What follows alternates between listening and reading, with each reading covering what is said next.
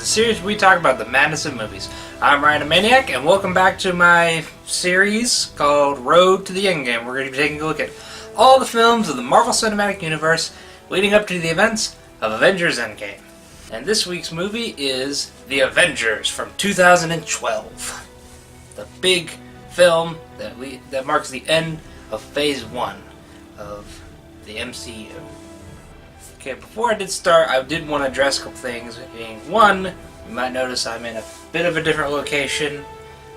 Not exactly the same as I was in before, but, you know, whatever. Me and my roommates had to find a new place due to some complicated reasoning that we still don't know the exact reasoning behind, but basically we had to find a new place, so yeah, that's what we've been doing like the past month. So it's kind of been prohibiting me from doing these. And also, I've kind of had no computer to watch these movies on for the past couple months, so I haven't even been able to record these reviews. Yeah, new place, all that junk. Okay, so the story starts out with, you know, the Tesseract acting up in a shield facility, putting off some weird signals, and all of a sudden, it opens up a portal which brings Loki, who supposedly died at the end of Thor.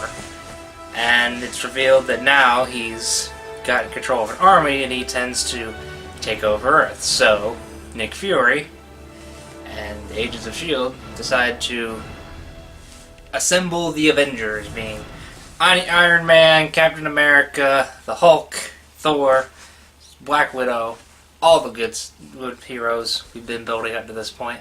Join them all together to help take on Loki and stop his villainous plot. Yeah, there's not really a lot to this story. It's a very simple story, but what really makes it as big of a movie as it is the finally getting to see all these characters that have been set up over the course of all these films finally, you know, meet up and interact with each other, and you see their personalities working against each other. You know, Captain America's old-fashioned, play it by the book sort of mentality with Tony Stark's I'm the big boss here, I know what I'm doing. And then there's also Bruce Banner, who's reintroduced, not played by Edward Norton this time, but by Mark Ruffalo. And Scarlett Johansson is Black Widow, and Chris Hemsworth as Thor. All these heroes and characters just interacting off one another really is what makes this movie the movie that it is. And because you've had a film for each one of them, building them up and introducing them all, so that now when they're together, you don't have to, you know, spend most of your time in the movie just introducing them. You know, you can go right in and just put them in a story together and just see how it works. Something that a certain other cinematic universe fails to understand, and is why it's continuing to fail.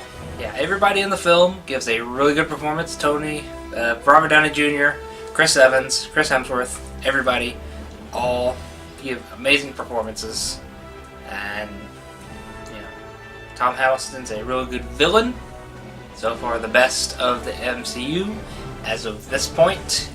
Yeah, but, I mean, there's not really a lot of competition, because everybody else is just these super serious dudes who are pretty much unforgettable, whereas Loki's the only one who has some sort of personality to him. So therefore, at this point, he's the only one that's really interesting in any sort of way. Everybody's performances work off one another so well, even if the story of it is very simple and not very interesting, and it's filled with plot conveniences where everything just happens to work out for the heroes all together, like the fact that they defeat the ultimate enemy at the end, Phantom Menace style, by just taking out this big ship and it takes out all the aliens and all that stuff. But you don't care, because by the time it gets to that group shot of all of them together, the Avengers assembled, the ultimate geek dream at the time, you don't really care about all these little plot details. You're excited to see all your heroes you grew up with and love, finally coming together for one film after so many years of them existing. and it was well worth the build-up and hype that was pushed forward through all the other films. Stan Lee's cameo in this is a civilian in New York who's one of the civilians interviewed after the Battle of New York, where he's playing chess in the park and pretty much remarks to the reporter, "Superheroes in New York, give me a break." And of course, we cannot talk about this film without mentioning the after credits scene. No, not the one about shawarma, the other one. The one that comes on before the main credits. The one that set up the events to come in the rest of the films. In which there was the big appearance of someone in a chair named Thanos. And up to that point, nobody knew what was happening. Nobody knew what he was up to. All they knew was he was coming, and that the Avengers had to be ready. Yeah, anyways, Avengers, really great film. Good to finally see all these characters interacting off one another, and it was just a proper way to end Phase 1. And then after this, seeing them all dealing with the repercussions of this. So, I would highly recommend it. It's a great film. So yeah, anyways, thank you all so much for watching this video. If you liked the video, feel free to leave a like down below. Feel free to comment and suggest something else I should look at, because there may be a movie you guys want me to talk about.